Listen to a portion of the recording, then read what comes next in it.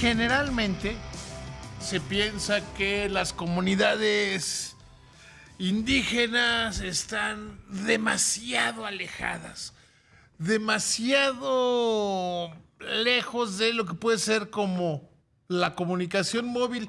Y hoy el Instituto Federal de Telecomunicaciones da a conocer un dato que a mí me llamó mucho la atención y por eso te busqué, mi querido Alfonso Hernández Maya, coordinador general de política del usuario del IFT.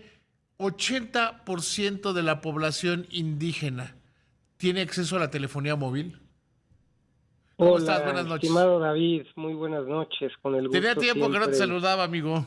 Tenía un rato, mi querido David, pero por acá estamos, siempre con el gusto de estar contigo y con la gente que nos ve y nos escucha. Sí, David, efectivamente es el resultado que tenemos del último estudio que hicimos. Para contextualizar, esto no es la primera vez que nosotros lo realizamos, venimos desde el 2018, es decir, este ya es el quinto ejercicio que hacemos de una manera muy detallada respecto de cómo están nuestros pueblos y comunidades indígenas en tratándose de cobertura de telefonía móvil. Como tú bien lo apuntabas al principio, generalmente se piensa, ¿no?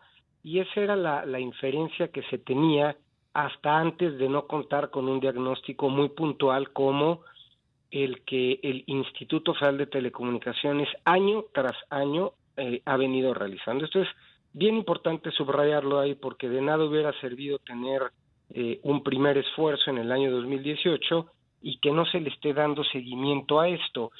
Y déjame decirte que más allá de este porcentaje, que por supuesto pues es un porcentaje alentador porque habla de esta cobertura, David, que todavía inclusive se da en algunas tecnologías como es la que empezó hace ya mucho tiempo, la tecnología en 2G, en su mayoría en 3G, pero déjame darte un dato importante, y esto es lo interesante de estos estudios. Si nos vamos al análisis de 4G, David, y comparamos cuál era la cobertura que se tenía en el cuarto trimestre del año 2020 en este tipo de tecnología para las localidades con presencia de población indígena, era del 53% en ese cuarto trimestre del 2020. Pasó al 70% al cuarto trimestre del 2021, es decir, hubo un aumento de 17 puntos porcentuales en esta tecnología 4G. Y esto es lo interesante y esto es lo importante de estos análisis.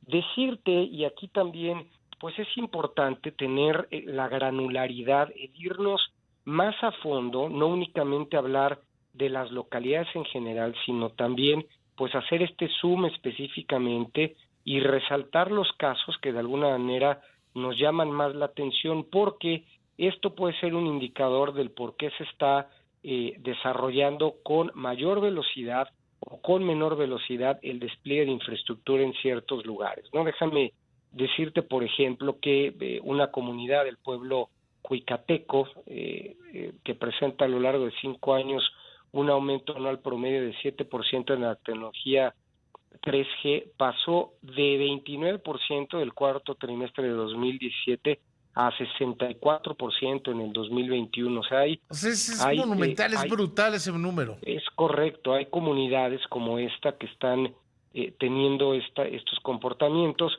El pueblo mazateco traemos lo mismo del 52 al 71%, en 4G de 34% a 65%, el pueblo Pame es otro ejemplo. Y bueno, esto es lo que de alguna manera nosotros queremos presentar, pues obviamente como tú sabes, en el marco de la conmemoración de este día que es importante.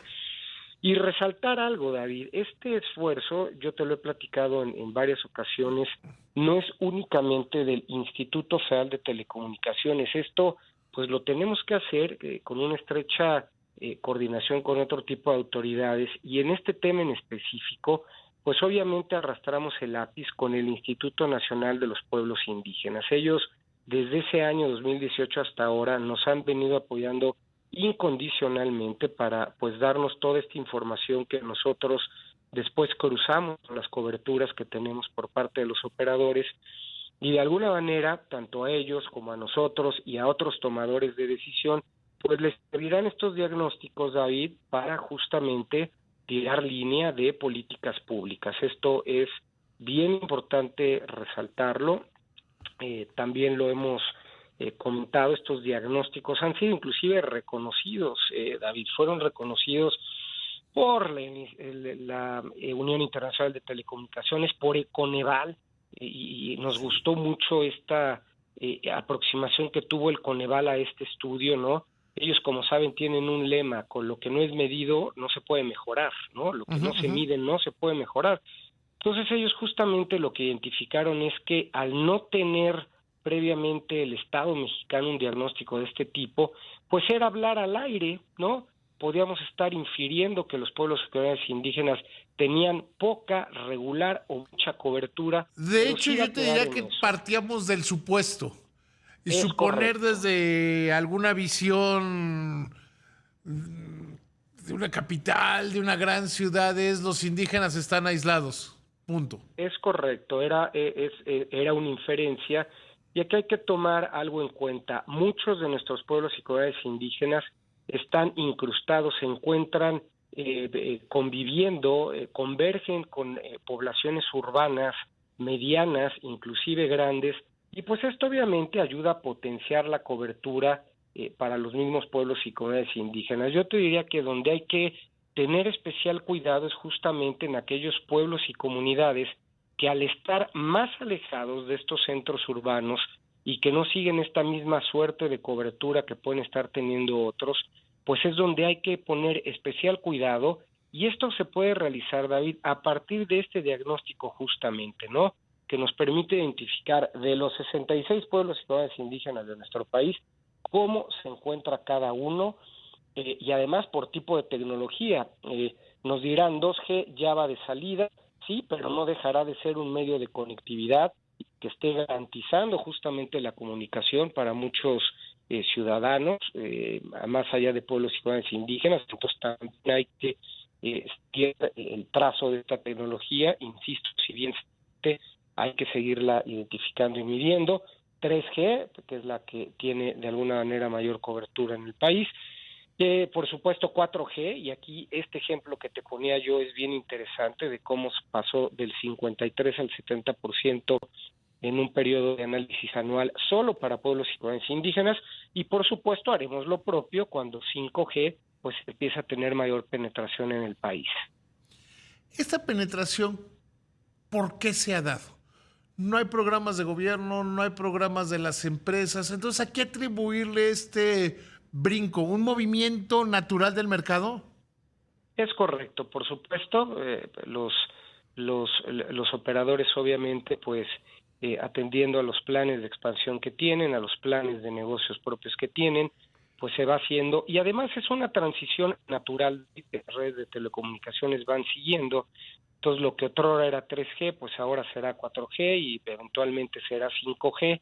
Es un tema obviamente de eficiencia de costo en la administración de las redes de los propios operadores, y pues obedece pues indudablemente a una estrategia muy clara de irse expandiendo más. Y esto pues es plausible, ¿no? Porque vemos que obviamente hay comunidades como estas que estamos analizando, como estos pueblos y comunidades indígenas, que también se ven beneficiados con esta expansión natural del mercado. Y a ver, vamos a ponernos en el lado malo. ¿Cuáles son las comunidades indígenas que tienen menos acceso? Pues mira, tenemos identificados obviamente a todos los que se encuentran en zonas geográficas que tienen complicaciones orográficas, y pues estas de alguna manera están más acentuadas en lo que es el sureste del país, particularmente comunidades que se encuentran en los estados de Chiapas, en los estados de Veracruz, pero también los encontramos, David, en el norte del país. Los tarahumaras, por supuesto, en el norte son asentamientos que de alguna manera están alejados de núcleos urbanos mediana o densamente poblados, y pues ellos de alguna manera son a los que se les tiene que seguir este análisis más puntual, más fino, y de alguna manera, como ya lo comentábamos, pues establecer a partir de estos diagnósticos las políticas públicas que permitan darle la extensión de cobertura a estos pueblos y a estas comunidades. Como sabes, a mí es un tema que me apasiona seguirlo y por eso me da muchísimo gusto que me tomes la llamada, que des estas explicaciones amplias y claras, mi querido Adolfo. Te mando un abrazo con cariño. Otro para ti, estimado David, un gusto saludarte como siempre. Hasta luego, que te vaya muy bien. Buenas noches.